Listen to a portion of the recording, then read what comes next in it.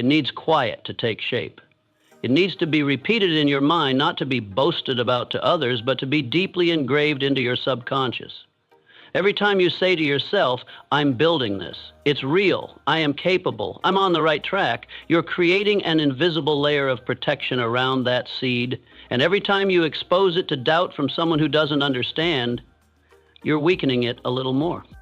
Not everyone is malicious, but not everyone deserves access to your inner beliefs. Think of belief as a sculpture you are carving.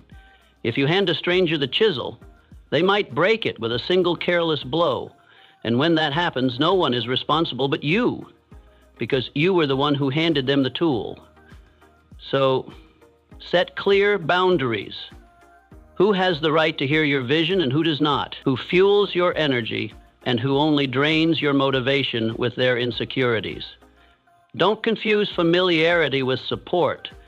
Many people close to you cannot help you grow, not because they hate you, but because they've never overcome themselves. I always choose to incubate new ideas in silence until they're clear enough, stable enough, strong enough, not to be shaken by skeptical looks. And when I share them, I choose listeners wisely. People who've taken risks, who've stumbled, who understand fear and courage, because they don't mock dreams. They understand how fragile dreams can be. They receive them as if receiving a life being formed, and they, simply by listening without judgment, helped me keep the flame alive when it was still at its smallest. Belief doesn't grow on its own. It grows through proper nurturing, by the way you speak about it, protect it, reaffirm it, and keep it away from destructive words. Choose carefully the words you hear every day. One negative remark at a moment of weakness can make you quit for a lifetime. And on the flip side, one timely word of encouragement can keep you fighting for months. Every word is a brick that either builds or destroys your inner structure. So let those bricks come from you, not from the crowd. You don't need others to believe in your dream at the beginning. You just need yourself to believe and to protect that belief as if guarding life itself. Because in a world full of noise, it is you who holds the key to either open or shut the door to your destiny. Belief is not a luxury. It is the only instrument that allows you to walk through the darkness. And if you let someone else hold the lantern, they'll lead you where they want, not where you deserve to go. Remember, you don't owe the world an explanation for what you believe in, but you owe yourself loyalty to that belief, even if you are the only one still holding the flame. And if you are resilient enough, one day the very people who once doubted you will ask how you did it. But to reach that day, you must survive the phase where one wrong word could make you abandon an entire life worth living. That is why belief must be protected. You will never achieve anything if you're still afraid to declare it. Because if you can't even bring yourself to name what you long for, how can you possibly convince any force in this universe to move in that direction? What you don't say out loud, your subconscious cannot grasp. What you don't dare admit, opportunity will not dare approach. And what you merely mumble in your mind like a vague thought will forever remain in the realm of vagueness. A life guided by silence, born out of fear, can never create an outcome called self-mastery. I've met many people who live as though they're hiding a part of their true selves. They want to write a book, but don't dare say it. They want to change careers, but keep it a secret. They have brilliant ideas, yet they don't even write them clearly in a journal because they're afraid of being delusional. But no great accomplishment has ever come from hesitation.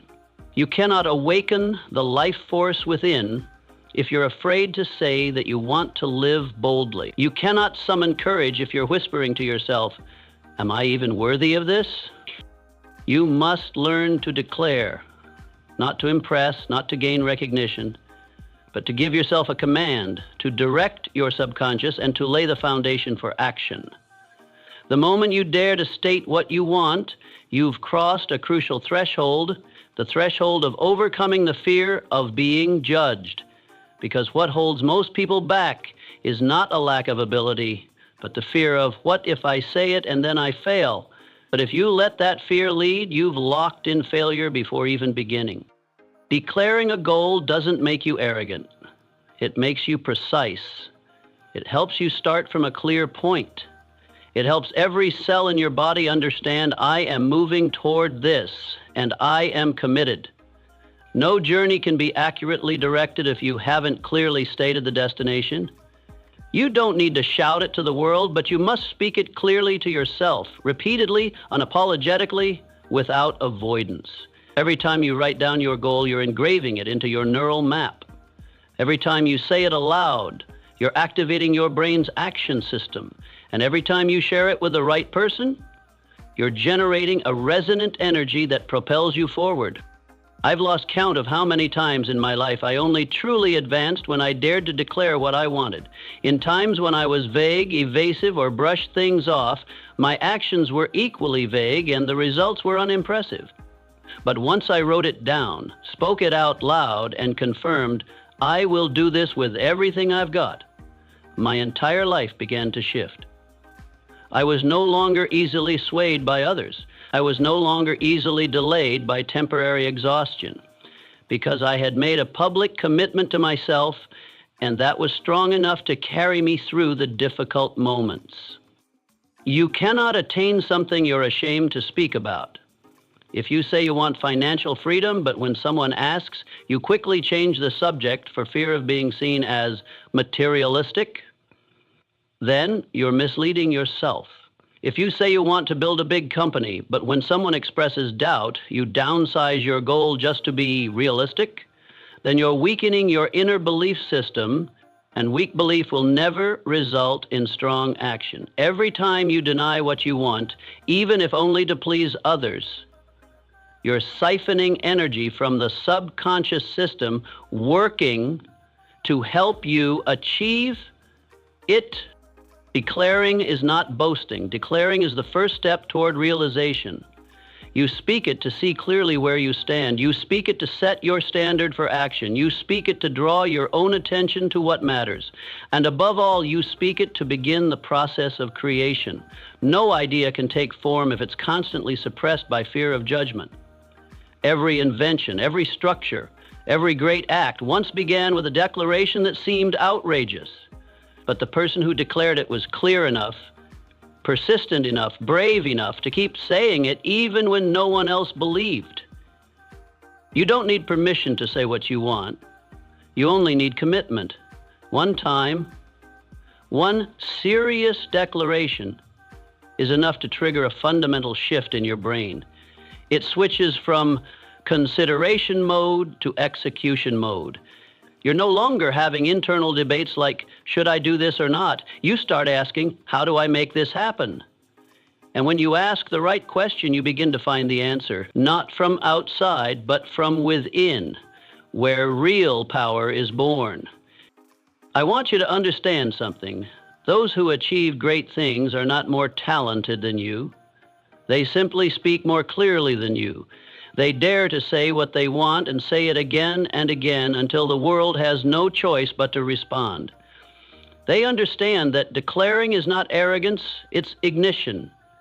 And if you don't ignite your belief system, your behavioral system, your subconscious system, then you will remain on standby. You'll be reactive. You'll wait for inspiration, wait for opportunity, wait for the right moment.